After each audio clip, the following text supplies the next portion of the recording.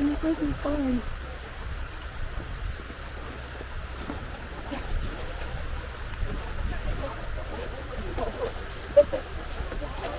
Basically, oh, sweet. Slushy. Second it was in there.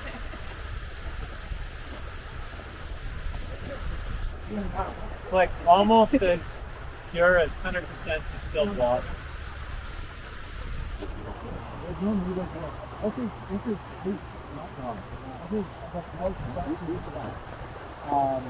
People get sick from drinking like river water with its long life. Yum. Yeah, and this is like, all this water literally just started melting this afternoon. When I came up this morning, this was like all frozen. It wasn't flowing yet.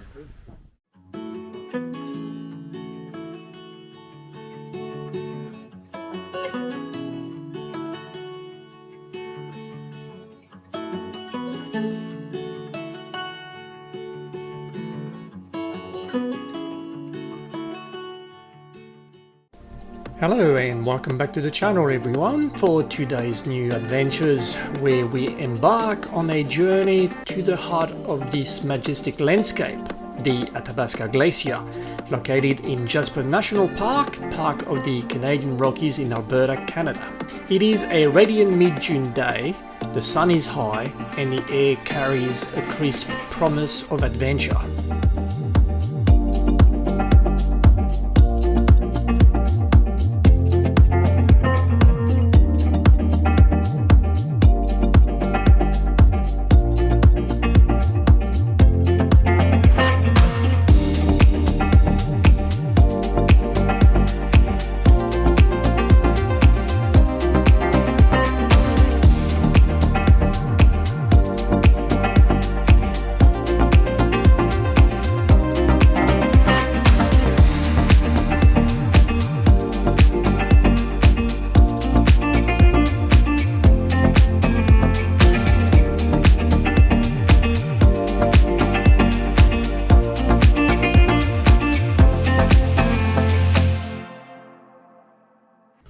The Athabasca Glacier, part of the Columbia Icefield, is a sprawling river of ice, one of the 6 major outlet glaciers of this vast ice field that stretches across 325 square kilometers. This ice field, the largest in the Rocky Mountains, is the hydrological apex of North America, feeding rivers that flow into 3 different oceans: the Arctic, the Pacific, and the Atlantic.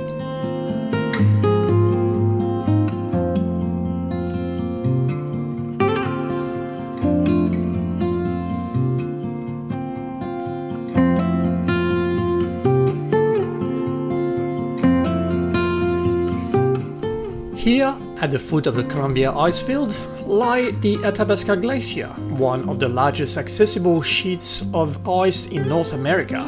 Our guided hike with the Athabasca Glacier icewalks begins near the Columbia Icefield Discovery Center, where we gear up with crampons, ice pickaxe, and the spirits of exploration.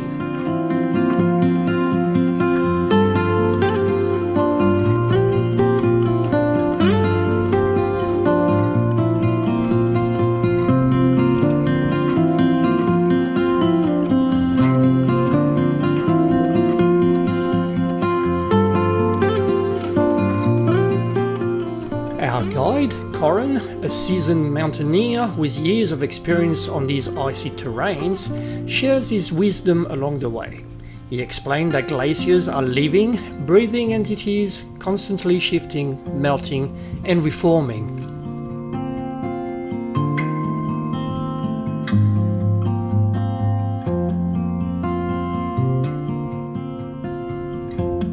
As we ascend the trail, the crunch of gravel underfoot and the cool breeze remind us of the glacier's immense power, carving its path through the landscape for millennia.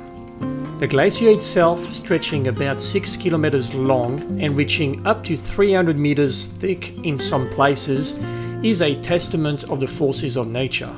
But it is also a living record of the climate fluctuations in geological timescales, with its snout retreating up to 5 meters a year in recent decades.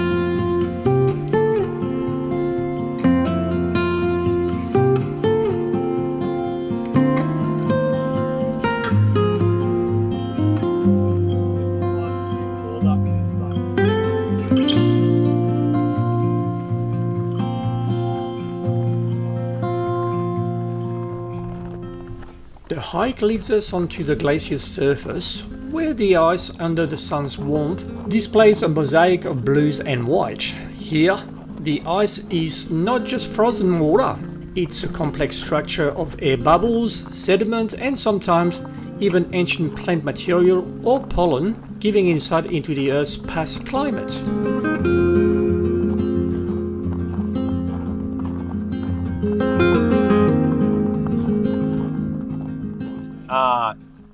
You have all of this dirt and debris on the surface of the ice, and there's even like a pile of it here. You can touch it if you want, but it's pretty dirty stuff.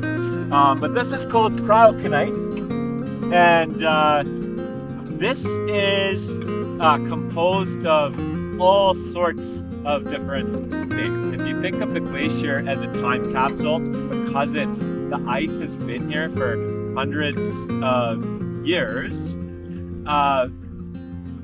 stuff in the atmosphere hundreds of years ago during the summer seasons falls out of the sky. Ash from wildfires, ash from volcanic eruptions throughout history, pollen from trees, little bits of insects. All of this stuff lands on the surface of the ice and becomes trapped in the ice. And as the ice melts out, it becomes exposed on the surface, like you see here, these tiny specks of dirt and sediment, and it all gets transported by meltwater. And so you have these meltwater streams running down the glacier, and you can see other piles of it over there. And you know, just some random spot on the glacier, it just ends up getting piled up into these cryocanite piles. And so that's what it is, completely natural glacier poo, and you'll see a lot of evidence of it on the ice as we go. We're surviving. All right, feel a bit of that cool air coming down the glacier. Our guide points out the moraines, the mounds of rock and debris carried by the glacier, which now form ridges on either side of the ice. These lateral moraines tell a story of the glacier's journey, its expansion and contraction over time, shaping the valley as it moves.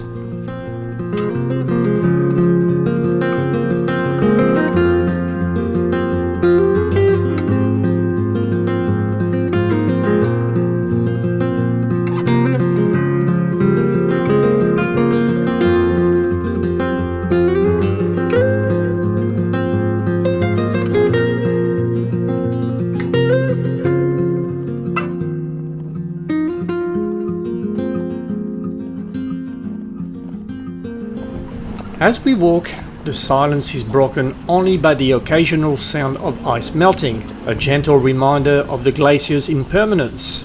The sun, now high overhead, casts our shadows long on the ice, making us feel both small and insignificant in this vast icy landscape.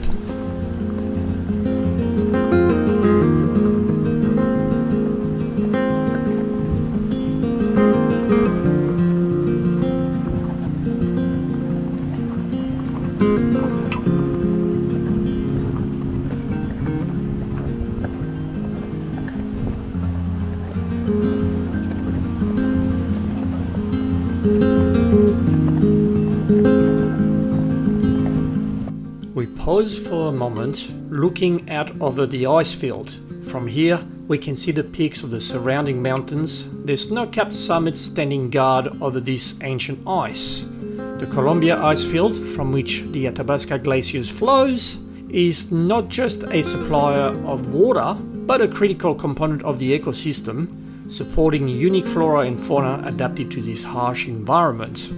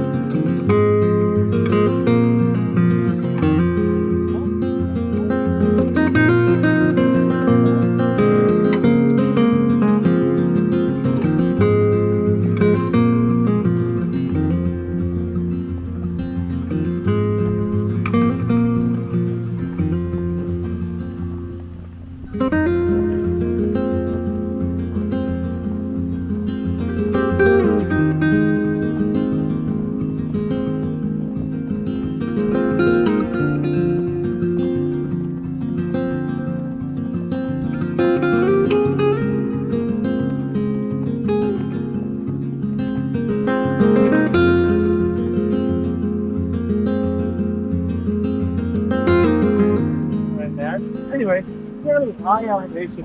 And so you have snow falling in high elevation. So it doesn't all melt in the summer. And so you have on your own road over. Once you have about 30 or 40 meters of snow, you then have here to start to track snow and just do a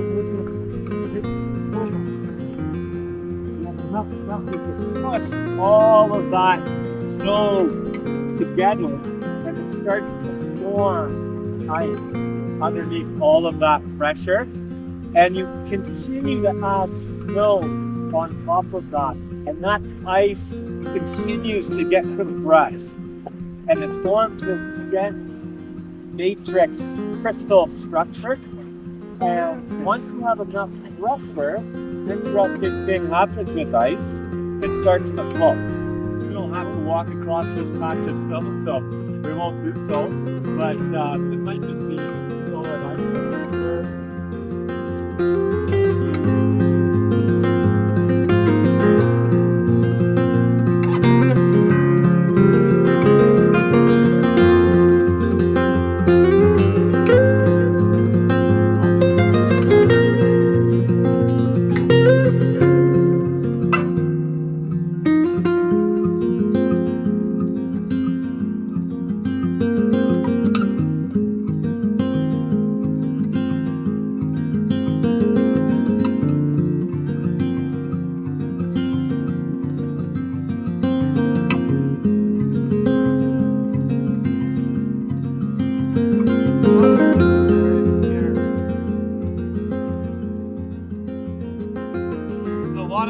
But I think there might be a hole center of it somewhere.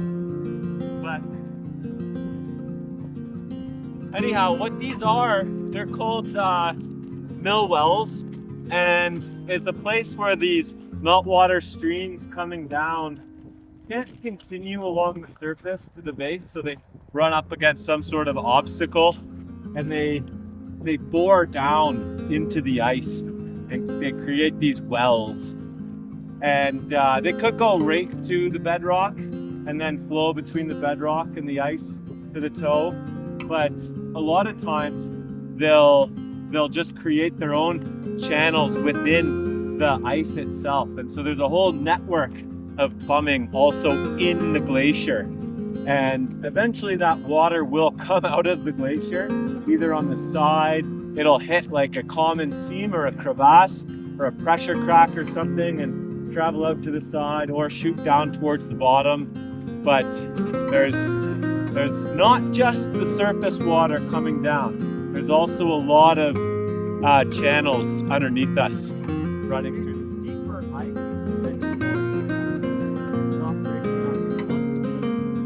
So the top 30, 40 meters brittle, you can have these black. A lot of activity up here and on that glacier. The hotel people, there's like hundreds. Looking for fossils. Yeah. It was more so Josh can critique her. Yeah, the hotel here. Oh, yeah. It's hard. Ice cube. Mm. Yeah, all these rocks look fun. So Actually break your teeth from wanting to listen. Oh, it hurt. Wow. It wasn't fun.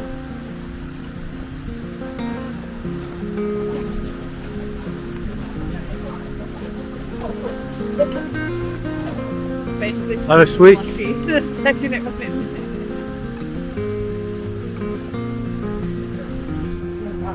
like almost as pure as 100% distilled water.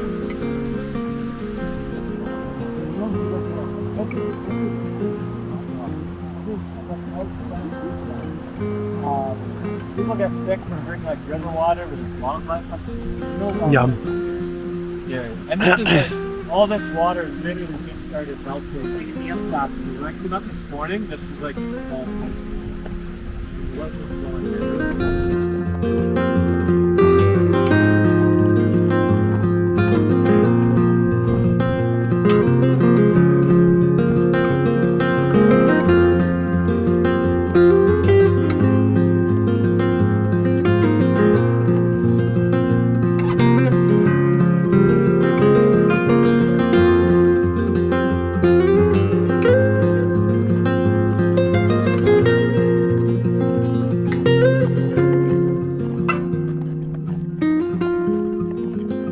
bedrock cliff underneath there, pressing up against that ice, creating tension. And as that ice is coming down from the ice field, it's flowing steeply down over top of the cliffy section, and the surface ice is quite brittle. It's not plastic enough to remain smooth, and so it breaks up as it comes down this ice fall, and it's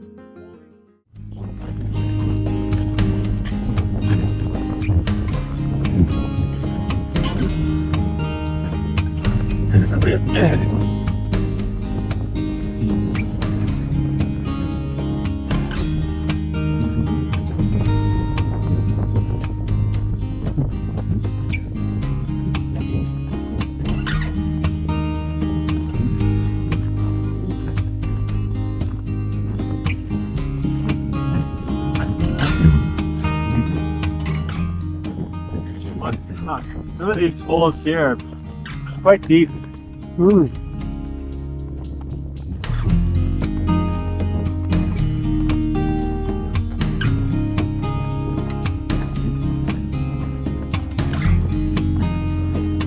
Wow.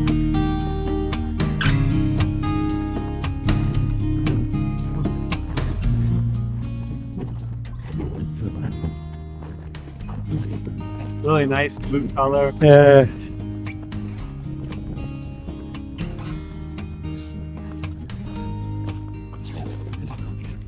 Well, You can come sort of up to this area and here, but just it does down slope into the pool, so you know, anywhere here's fine. But a really nice example of some of that really blue ice that you can see in there. And this is just to give the eye as well. The reason this surface ice looks white is because there's a lot of air in it.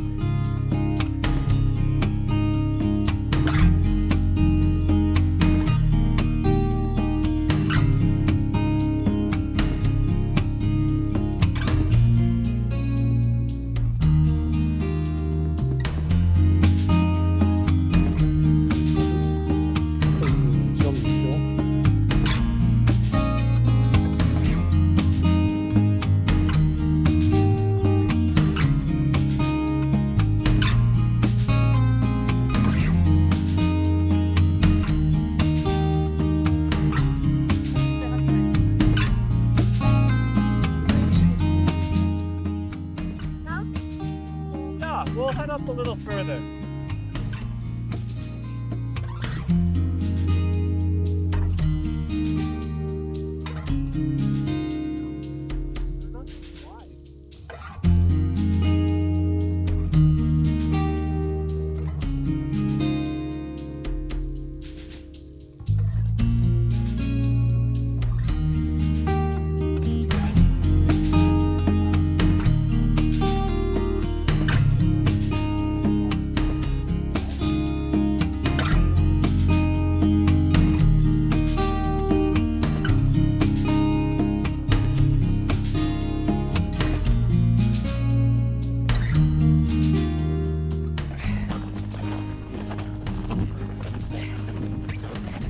Wait, you're on camera? Yeah. Whee! I'm pointing it at you. as we descend, the hike back to our meeting point for this tour is reflective. The experience of walking on the Athabasca Glacier isn't just about the physical journey, but also about understanding the delicate balance of our environment. The glacier, once vast and seemingly eternal, now faces the challenge of a warming world. This day in June, under the clear skies of Jasper, we not only hiked across ice, but also through time, witnessing the beauty and vulnerability of one of nature's most majestic creations. As we leave, the sun, still very high in the radiant blue sky, casts its luminance over the glacier, a reminder to cherish and protect these natural wonders for future generations to explore.